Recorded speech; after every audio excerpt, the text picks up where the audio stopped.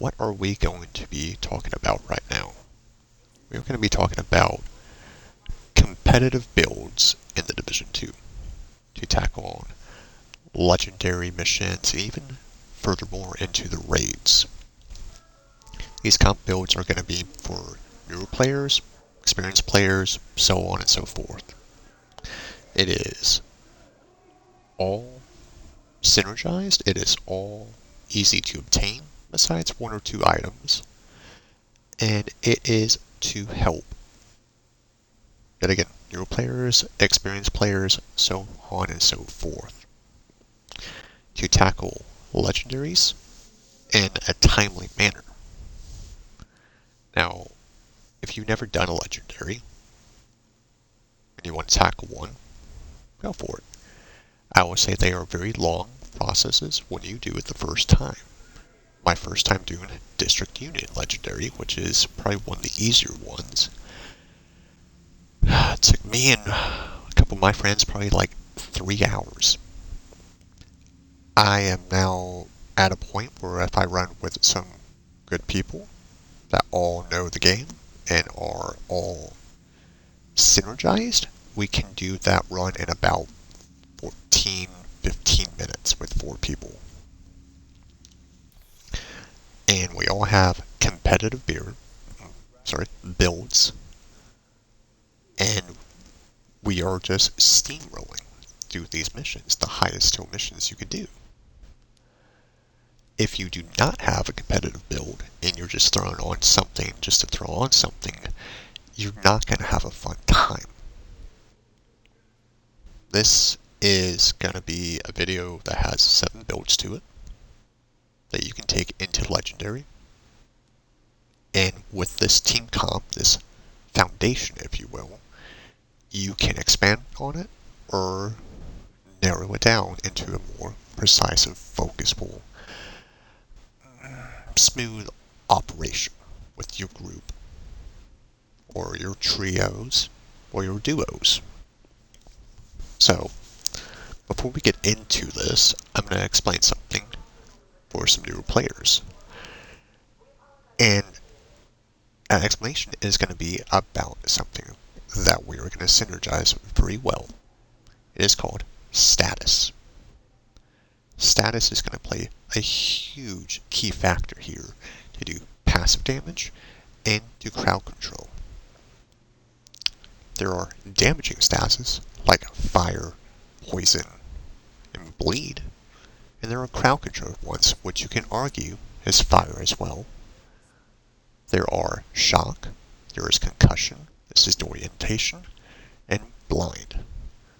And we're going to probably do about 6 statuses at the whole time. It is going to constantly be up. You're going to see a lot on your screen, and it is going to be annoying at some point in time, and it's going to be even more annoying how much I'm going to say status in this video. So with that out of the way, let's start the team comp. And what does every team comp need? It needs a foundation. This foundation is going to allow you to survive in legendaries and in the raids. And it is a healing build. Something you never see in the Division 2. I have played this game since it first came out, and I have probably seen 3 healers my whole entire time. I am stuck playing healer, but I don't mind it. It is the backbone of a team, and I love it.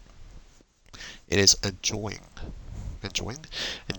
to see billions in healing at the end of a legendary. It is enjoyable to know that you are the only reason that your team ever made it that far.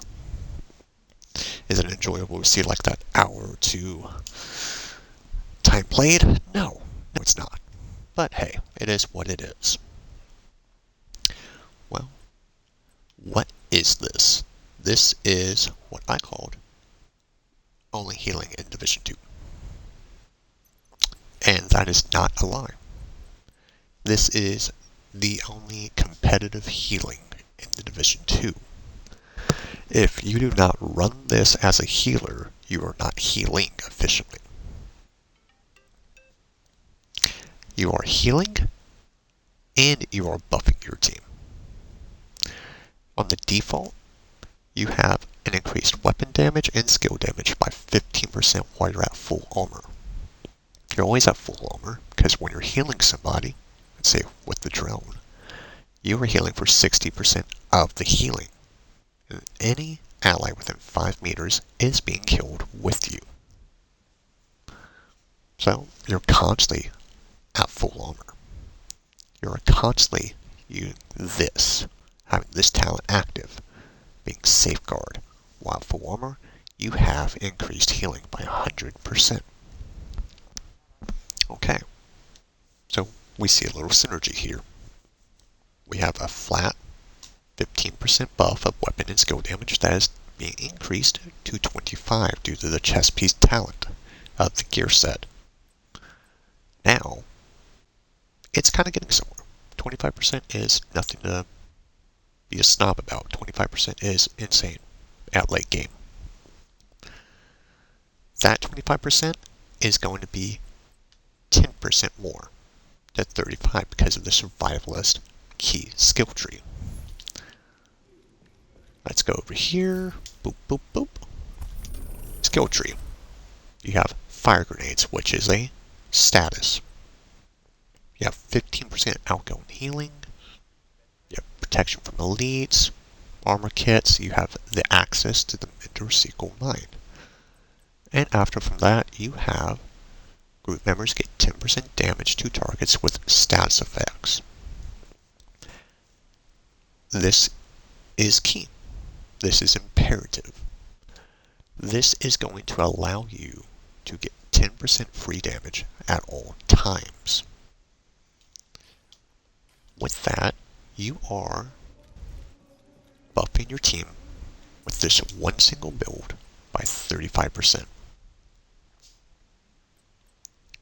Your gun, your ACR, doesn't matter.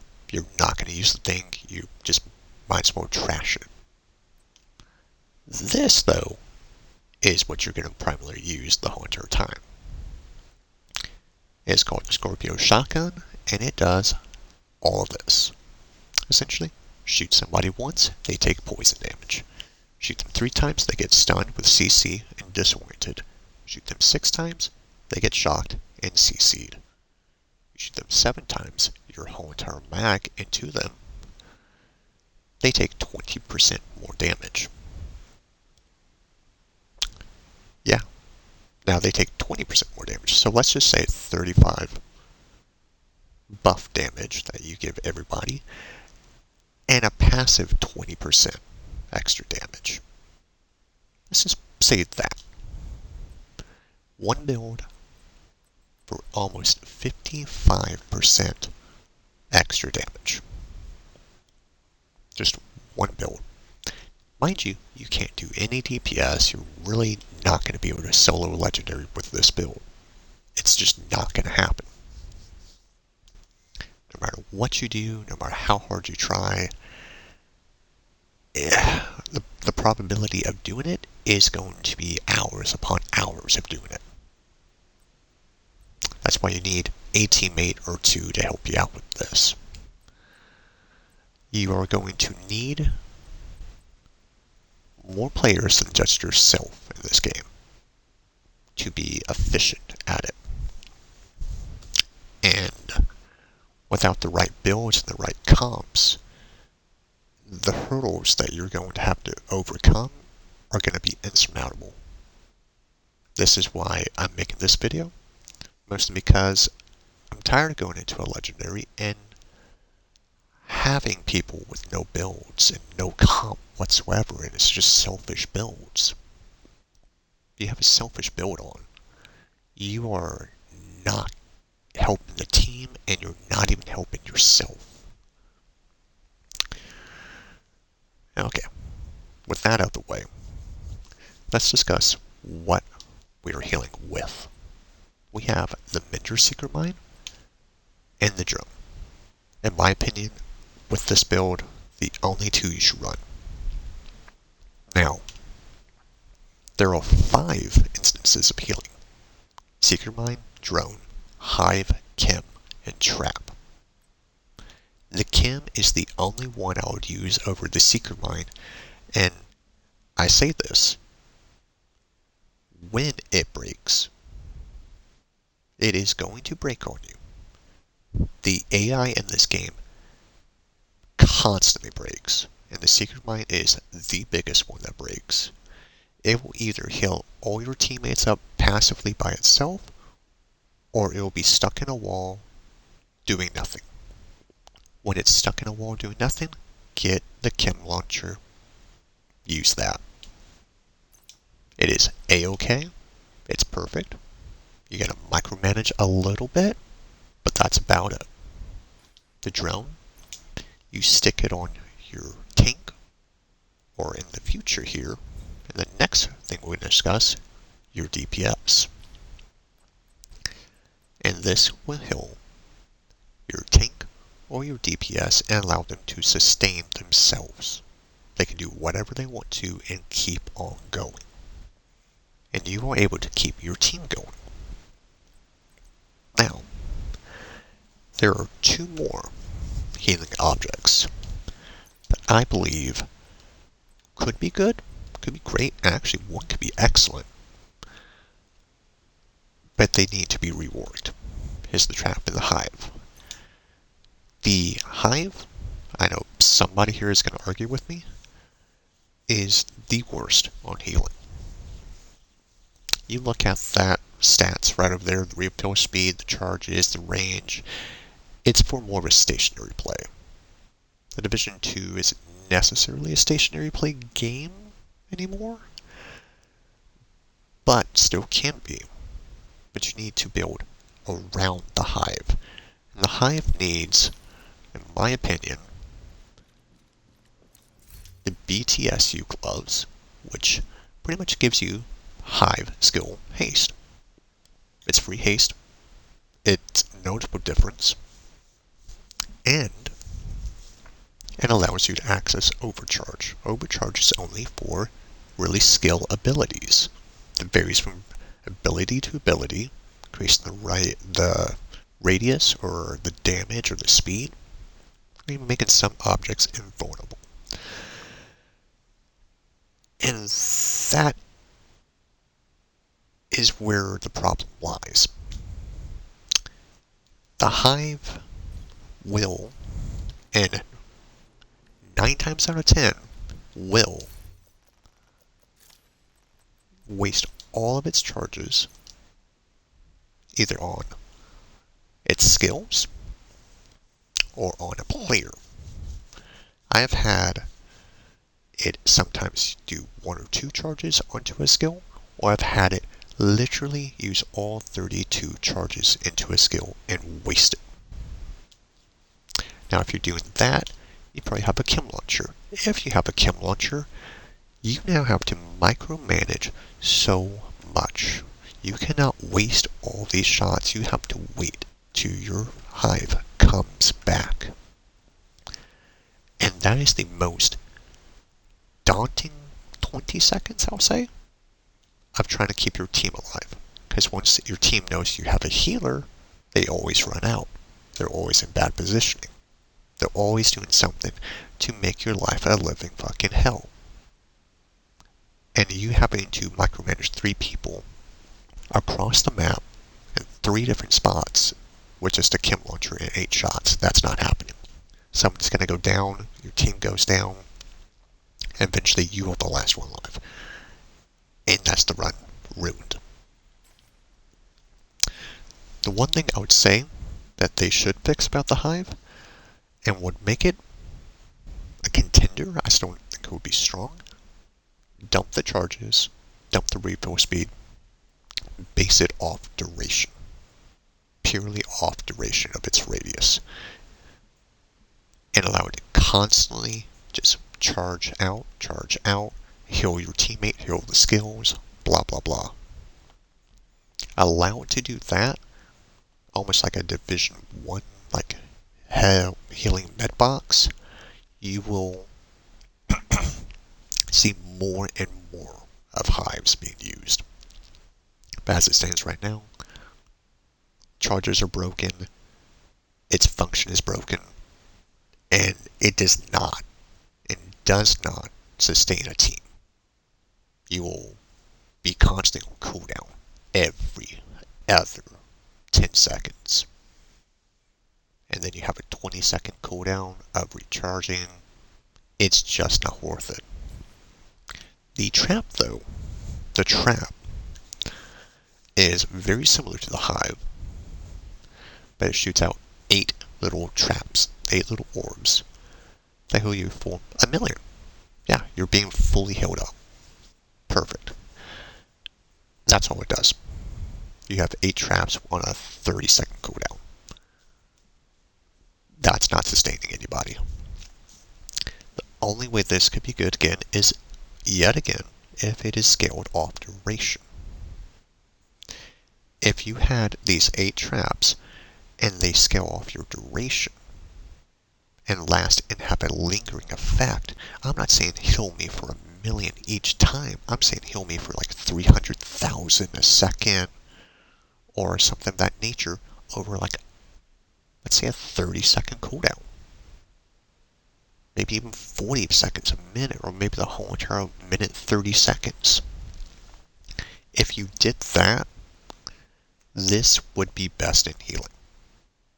Having a lingering effect that heals you for that amount is essentially having a drone on you, healing you for that amount. Legendaries would be cake, and your whole entire team would be simultaneously healed the whole entire time. You wouldn't even need a secondary healing. You could actually have a turret being run and help out more. You could play blind. You could have a decoy. You could do so much. But as it stands, there are only 3 healings: Seeker, Drone, Kim. There is no other healing in this game that is going to be able to be run in a legendary scenario. Even on heroic, these 2 struggle to heal a team. And the damage difference is astronomically different from heroic to legendary. You will notice it, and you will notice that these 2 are not going to sustain any team. Okay. Now that we have our foundation out of the way, we are going to go into actual damage. What is the best damage for a comp like this? You are going to have so many options, it's going to hurt. But I recommend the Striker. The Striker set is essentially, you're playing Call of Duty. You're looking at a target and you're shooting the target. We're running the Gunner specialization, which yet again, we'll go right here. You have right foam grenades that never hit, never throw these, just take them out and don't use them. Kill an enemy grants you 10% armor. Every 3rd reload is a little faster. Get that. Banshee, which we are going to use. We regenerate ammo for ourselves and our team. Get increased fire rate when we kill an enemy for 5 seconds. And weapon handling, which kind of comes into play. Allows you to beam targets from pretty much halfway across the map. What is the Striker set? So, we look at this, we read this, blah blah blah. Essentially, you want the backpack, and you want the chest piece, always.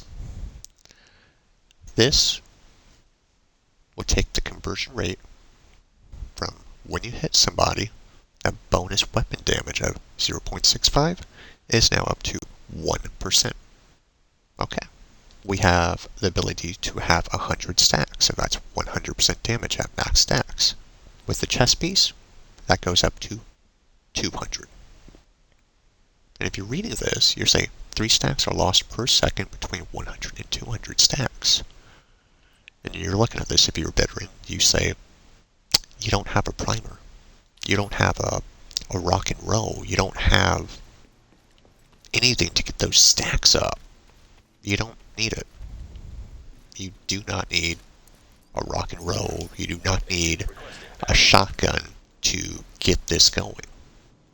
In Legendary, you go up to an enemy and say, hey, I'm just going to get my shotgun out and I'm just going to shoot you 30 times.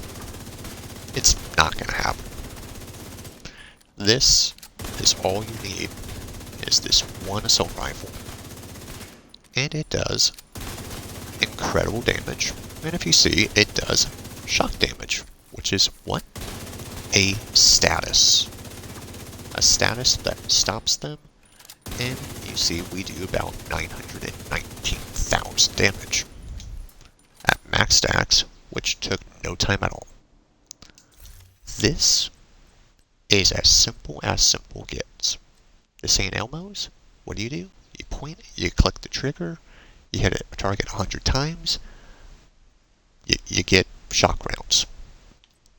This, the GR9, which is just my go-to secondary, you point, click the trigger, hit a target 100 times, you refill your magazine. It's like a baby Bullet King. Point and click. You have 250 rounds. If you do not hit 100 of those rounds, you may want to invest in a Cronus or some aim hacks or something. Just saying.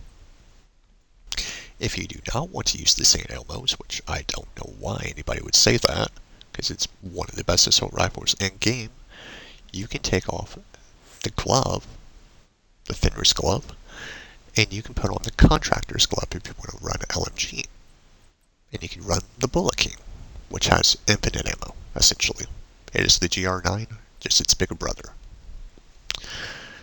So, that's all of this. We have crit chance, crit damage, and essentially you want to achieve a goal of 50 and above on crit chance and a good amount of crit damage.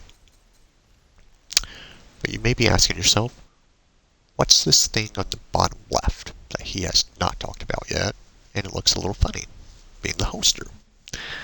That is the one key item that you need to make this build and to go and achieve an easier time in legendaries.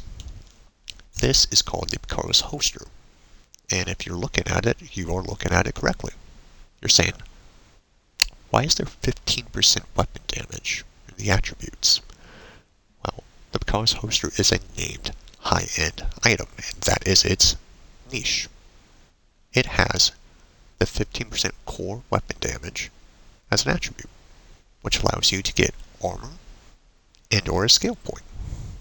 I recommend armor in this scenario, or you just need it for survivability. You're saying to yourself right now, it's like, don't we have a healer? Yes we do.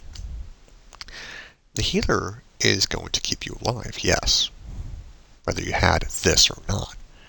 This is for your own personal gain, because you're getting the weapon damage, and you're getting the armor, and bonus fact is, you're not dying to a single grenade. Yeah, legendary, you don't have any armor on, you're dying to that single grenade. The next grenade that comes through is going to permadown you, and the third grenade is just to say fuck you, and just to say, should have put armor on. Because there are 3 instances to insta-die in legendaries. You have snipers, then again, with this, you lose all your armor and you go to health gate. And if anybody hits you once, you go down. You have sniper puppies, and the gold ones I think can one-shot you without it, if not guaranteed to shot you, even with it. And you have grenadiers, which are the most terrifying thing on the face of the planet, even more terrifying than a chunga. You prioritize them first, kill them first, the runs go smooth as can be. With them still alive, it's a horrible time. This allows you to take one grenade, go to health gate, and survive. I know what you're saying, but we have a healer. No.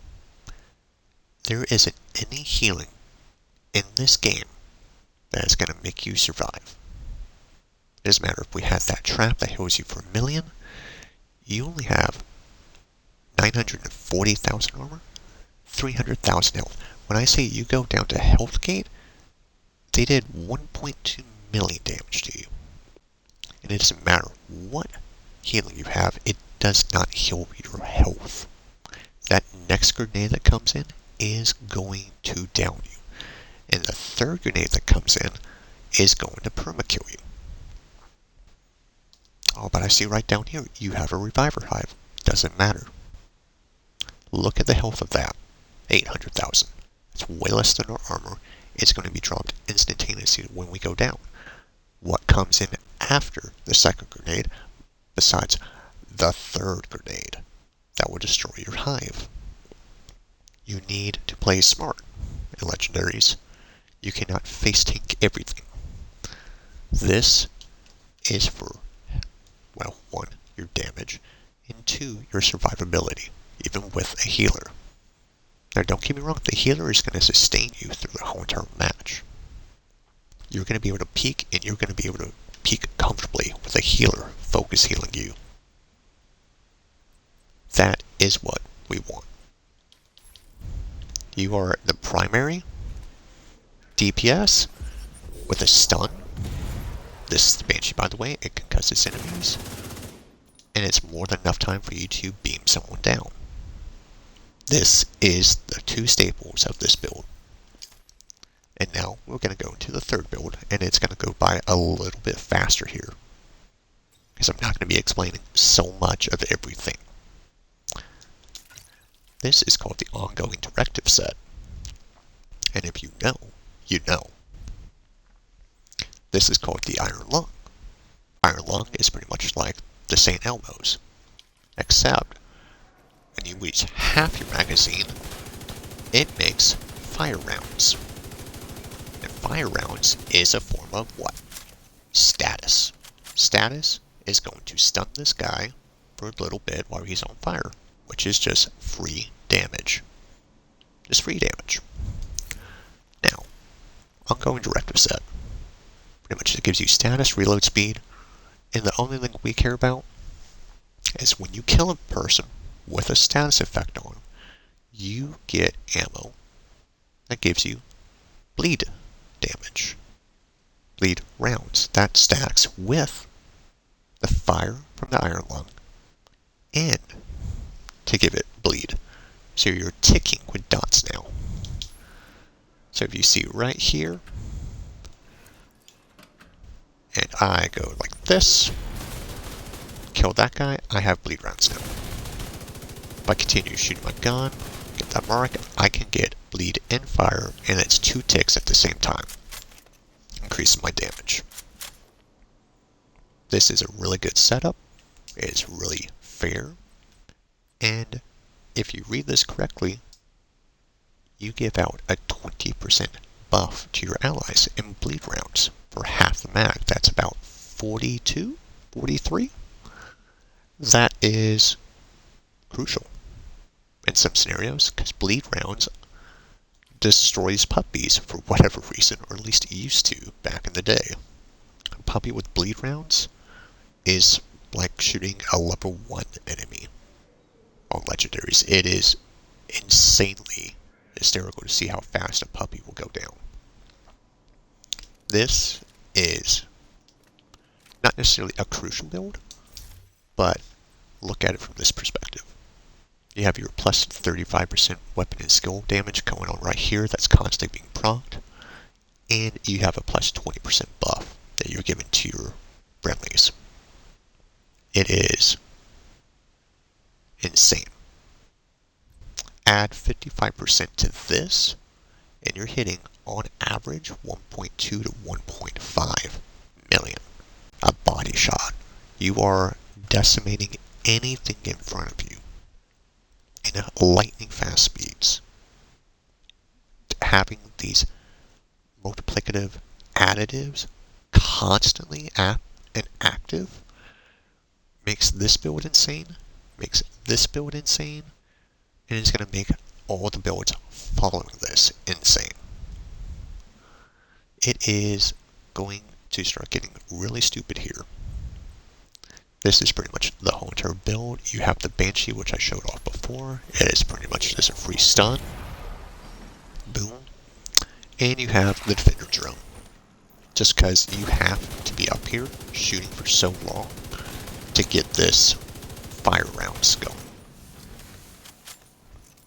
That is the only reason we have the Defender drone over the Hive. It is okay if you go down, because you are just a mild supporting role to the main Striker build. Now, the fourth set. The fourth set is the most open set, because you can do anything. You can do another Strikers build. You can do another ongoing directive build. You can do any one of these, probably besides Heartbreaker, and benefit your team in so many ways. This set, for example, this is the Demolition set. You are only using this set because it gives you explosive damage buff. You have Grupo Sombra, which gives you explosive damage. China Lake, that gives you explosive damage. You have explosive stuff down here.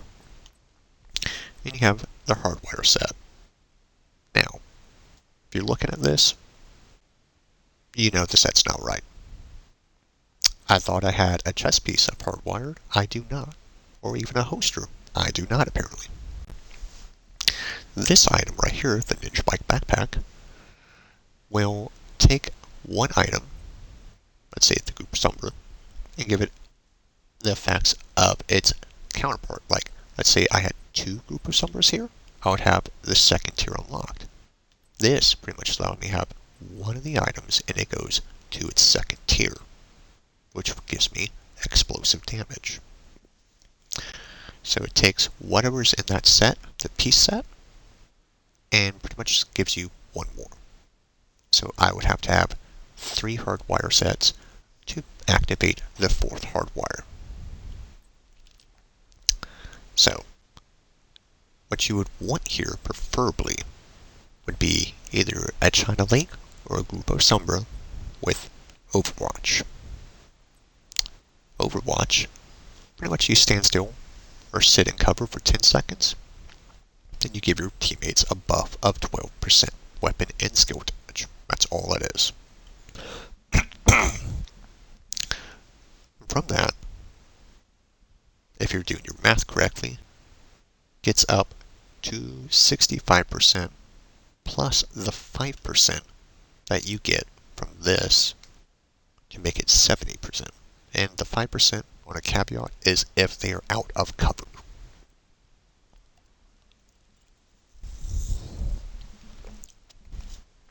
Sorry, I had to take a sip of water. This is a way to achieve a buff of 70% of like weapon and skill damage, and it is, with all this active and all this going on, it melts legendaries. This isn't even like the best this build can be, and this will go in and pretty much melt everything. This isn't important. You're just using this for status. The Ninja Bike Backpack, not much to brag about. It's mid-roll at best. And Seeker Mines and Bomb Drone, which you're not going to use the Bomb Drone, by the way. I just wanted to show what it was, just in case you wanted to substitute it out for the Seeker Mines. Essentially, you click, activate another click here, and it drops all the bombs, and it just breaks inside the firing range. Don't ask me why. The preferred way to do this is to have the turret, the artillery turret. And I can't show this because I don't have another H&K set, Hardwire set. But when you throw this, it will go on cooldown. Cooldown is essentially 30 seconds. When you place this down, your cooldown comes back because you're trying to activate the feedback loop. It can only occur once every 20 seconds. If you do this, correctly, you can essentially have unlimited secret mines. This is going to be stupid, and you're just doing passive damage. That is essentially the build. That is all you need to know about this. And that is probably your 4 main setups. But the ones to come are going to be better. What did we do just right then? Pretty much do passive damage. I don't think anything is more passive, let's do you, than this. And I'm just going to let this play out for a second.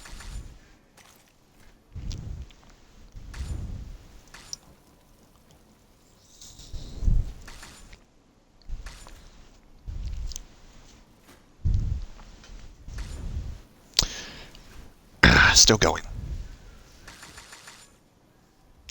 Still going. We are still going, aren't we? Okay, yeah. That went on for... Still going on. Jeez. Like 23 seconds there. Of one skill. Am I saying in Legendary that one skill is going to be able to carry us? No. Not one bit. This setup is all for status. This specialty, the signature weapon, and the skill tree, we don't care about anything about it at all. The only thing we care about is the fire duration gets above like 15%. That's all we want, that's all we need.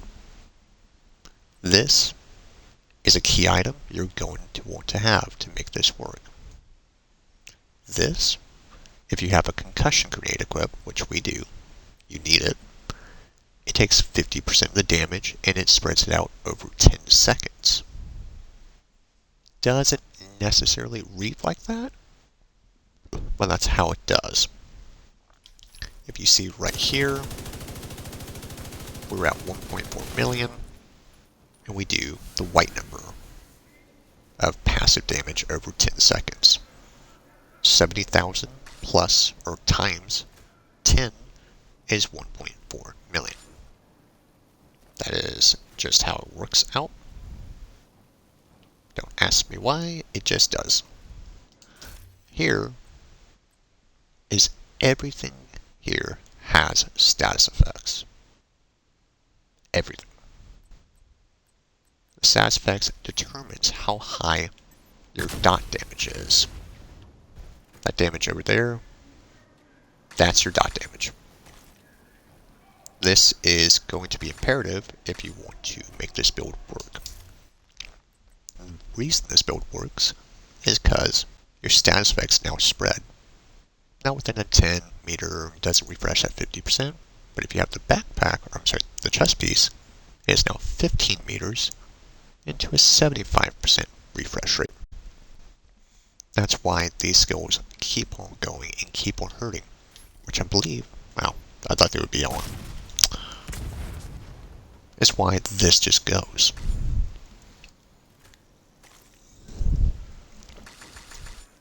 It just keeps going. It just keeps going. So, that's all that. And here's another item you can be using as your backpack. Essentially, you inflict blind, ensnare, confuse, or shock to an enemy. It grants you 50% bonus armor, and your teammates get the 50% bonus armor. If you kill them with that still on, and it keeps on triggering, you only have to shoot once. This once is going to keep on recurring. It's going to keep on going. Well, we're almost done. Got it back again. Ensnaring an object, or an enemy in this case, makes it so it can't move. Which makes this build, and this build, and this build really good. So, this is option if you wanted just to do more CC, which in some scenarios you are going to want. more CC in a mission, especially if it's tight quarters and this is constantly going to be proccing. So, in legendary circumstances, District Union is a very tight area. Capital Building is very tight. And in some areas, Tidal Basin is very tight and condensed enemies. This build will thrive in that scenario. If not, then you can go back and you can choose either your Boom Boom class, you can go and be a tank. I have made a video about this. This is insane. You are essentially a walking tank, literally. I can go into the too long, don't want to read aspect of this, and I am going to. This, with the backpack, makes it to where you get 4% damage resistance to everything. Every last instance. Dots effects, just raw damage. And is multiplied by 4 if you have a max team. So 4% times 4. 4, 8, 12, 16.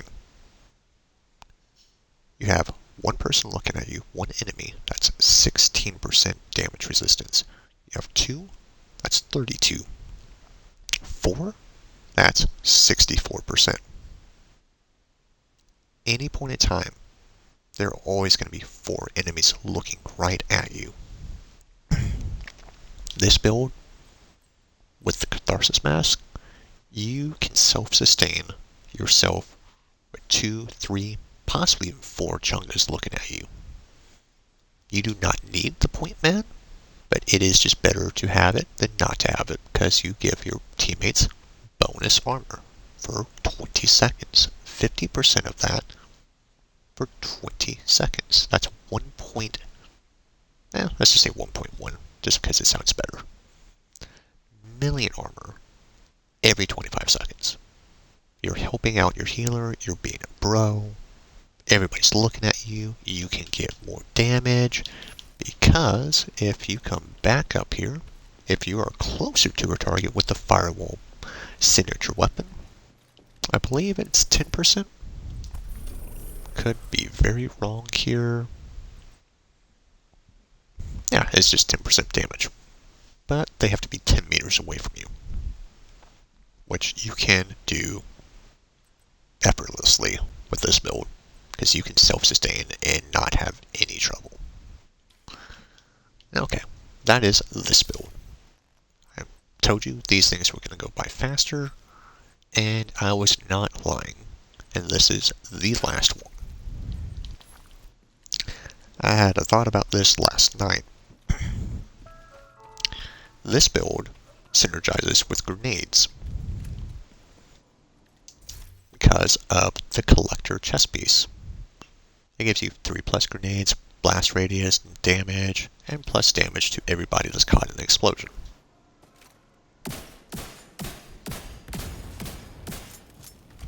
And that's pretty much it. You do that, you get this gun called the Lefty. It has Perfect Sledgehammer. Perfect Sledgehammer, they essentially take 40% more damage when you hit them with a grenade, and they move 30% slower for 10 seconds. So, do this, throw this. If you have this out, switch over to this. That symbol right there, they take that damage.